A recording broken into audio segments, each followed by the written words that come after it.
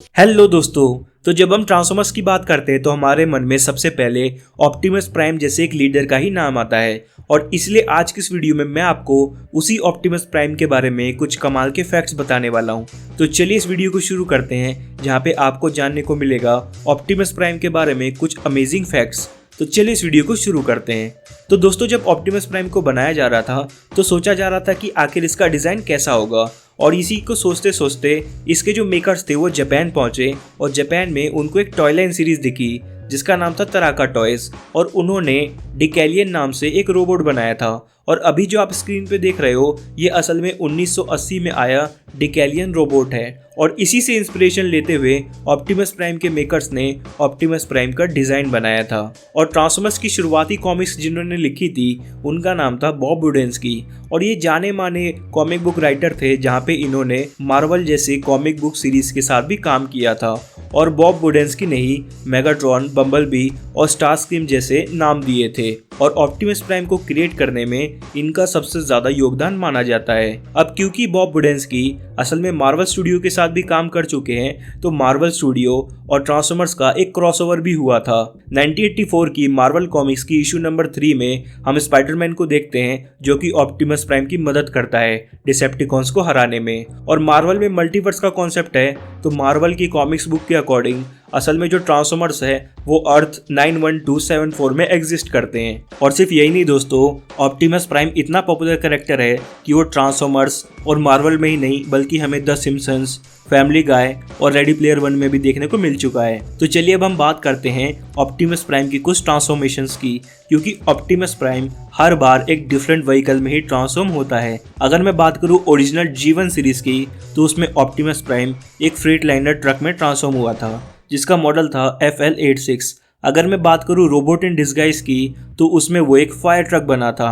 अगर मैं बात करूं मूवीज़ की, तो शुरुआती मूवीज़ में Optimus prime Peter build 379 semi truck बना था।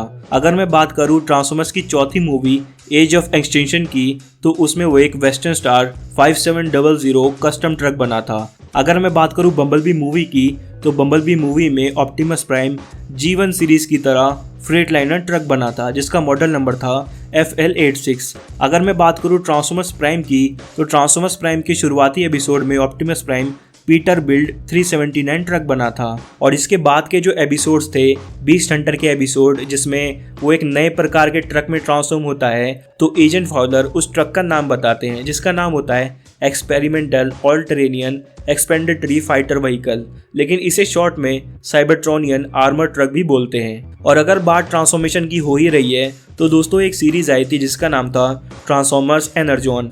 उसमें हमने देखा था कि ऑप्टिमस प्राइम कुछ और ऑटोबॉट्स के साथ मिल करके एक बहुत बड़ा रोबोट बन जाता है जिसका नाम होता है ऑप्टिमस सुप्रीम, बिल्कुल वैसे ही जैसे पावर रेंजर्स करते थे। और दोस्तों मैं आपको ये भी बता दूं कि ऑप्टिमस प्राइम एक ऐसा कैरेक्टर है जिसके origins her movie by movie और सीरीज बाय सीरीज चेंज होते रहे हैं। अगर मैं बात करूं ओरिजिनल G1 सीरीज की, तो उसमें ये बताया गया था कि मेगाट्रॉन ने ऑप्टिमस प्राइम, जो कि पहले ओरायन पैक्स था, उसको लगभग मार दिया था। लेकिन उसके बाद अल्फा ट्रायन उसको बचा लेते हैं और उसको रिपेयर कर देते हैं और वो बन जाता है ऑप्टिमस प्राइम। और वो ऑप्टिमस प्राइम बनने के काफ़ी टाइम बाद ऑटोबॉट्स की टीम ज्वाइन करता है। और उससे पहले वो एक नॉर्मल साइबरट्रॉनियन एम्प्लॉय था। लेकिन यहाँ पर यानी कि ट्रांसफॉर्मर्स प्राइम की सीरीज में इसका ओरिजिन काफ़ी ज़्यादा चेंज हो जाता है, जहाँ पे पता लगता है कि ओरायन पैक्स और मेगाट्रॉन पहले से ही बहुत अच्छे दोस्त थे और बाद में इनके बीच में टकराव होती है और ये दोनों के दोनों एक दूसरे के दुश्मन बन जाते हैं।